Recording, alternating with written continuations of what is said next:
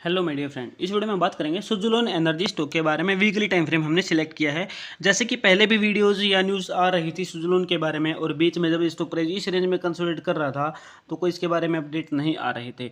Simple चीज़ें समझ लीजिए, अपडेट आए या ना आए, वीकली टाइम फ्रेम के अकॉर्डिंग अगर आप मूविंग एवरेज यूज़ करते हैं तो आप चीज़ों को समझ पाएंगे। वीकली टाइम फ्रेम यानी कि एक कैंडल एक वीक की है और ये महीने हैं, यहाँ पर कई महीने हैं। ठीक है, अगर मैं रेंज बताऊँ तो लगभग नवंबर 24 से लेकर मई 25 तक, ये इतना बड़ा टाइम फ्रेम है, यहाँ पर आपको दिख रहा है। ठीक है, तो ये इतना टाइम फ्रेम। अब देखिए चीज़ों को कैसे समझना है, कैसे समझना है। जैसा कि मैं खुद भी समझता हूँ, आपको भी समझाने की कोशिश करूँगा। जब स्टॉक प्राइस मूविंग एवरेज 50 से दूर रहता है तो स्टॉक प्राइस माना जाता है कि ओवर वैल्यू है वीकली टाइम फ्रेम के अकॉर्डिंग। यानी कि स्टॉक प्राइस यहाँ पर बायर बहुत ज़्यादा पावर लगाए हुए हैं, बहुत ज़्यादा पावर लगाए हुए हैं, और एक टाइम के बाद वो कंसोलिडेट करके उस रेंज में वापस आएगा। और कंसोलिडेशन के बाद अगर एंट्री मिलती है तो एक अच्छे मूव हमें देखने को मिलता है। ये चीज़ें हमें यहाँ पर क्लियर हो जाती हैं। ठीक है, अब बात करते हैं आगे चल के।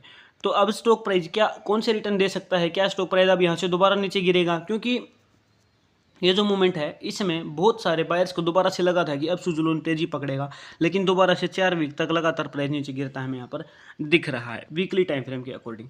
सिंपल पिवट इंडिकेटर मैं बताता हूँ कि आप इसको यूज़ करके समझ सकते हैं। जैसे यहाँ पर देखिए पिवट इंडिकेटर, अब यहाँ से हमें इंडिकेशन मिल रहा है कि स्टॉक प्राइस यहाँ से वापस रिट्रेस कर सकता है। तो ये रेंज काफ़ी इंपॉर्टेंट है। अगर आप लॉन्ग टर्म का इन्वेस्टमेंट का सोच रहे हैं तो आपने सिंपल बिना अगर फंडामेंटल या टेक्निकल एनालिसिस की अगर इसमें एंट्री की है तो सिंपल आप दोबारा से टेक्निकल एनालिसिस करेंगे और इस जगह पर एवरेजिंग और ये पॉइंट पर आप बैठ जाएंगे कि जब प्राइस 37 की रेंज में आएगा, या फिर वीकली टाइम फ्रेम के अकॉर्डिंग पिवट इंडिकेटर भी यही बोल रहा है कि जब प्राइस S1 पे आएगा तो आप दोबारा से एवरेजिंग कर लेंगे और लॉन्ग टर्म के लिए इस स्टॉक को छोड़ देंगे 5 साल या 10 साल या 15 साल के लिए।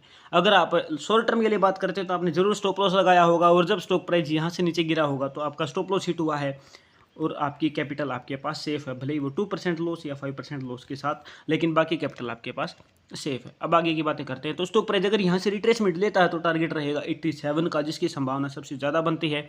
अगर स्टॉक प्राइस नीचे आता है तो कंसोलिडेट करेगा 58 और इसी रेंज में।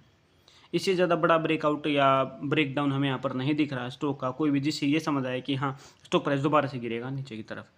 अगर बहुत ही बुरे हालात होते हैं तो भी स्टॉक प्राइस S1 पर संभलेगा, जहाँ पर नए इन्वेस्टर या इंस्टीट्यूशंस दोबारा से अपनी एंट्री का डिसीजन ले सकता है, जो कि 37 की रेंज में रहेगा। ऐसी संभावनाएं हमें स्टॉक में अभी भी ये इंडिकेटर्स की वजह से दिख रही है। मैं से भी रजिस्टर्ड नहीं इन्वेस्टमेंट की सलाह नहीं दे रहा हूँ, लेकिन चीज़ें जिस तरीके से दिख रही है वो मैं आपको बताने की कोशिश कर रहा हूँ। पुराना इतिहास नहीं खोजेंगे, क्योंकि हमें पता है कि सुज़लोन काफ़ी बड़े प्राइस के बाद से नीचे गिरता हुआ आया है।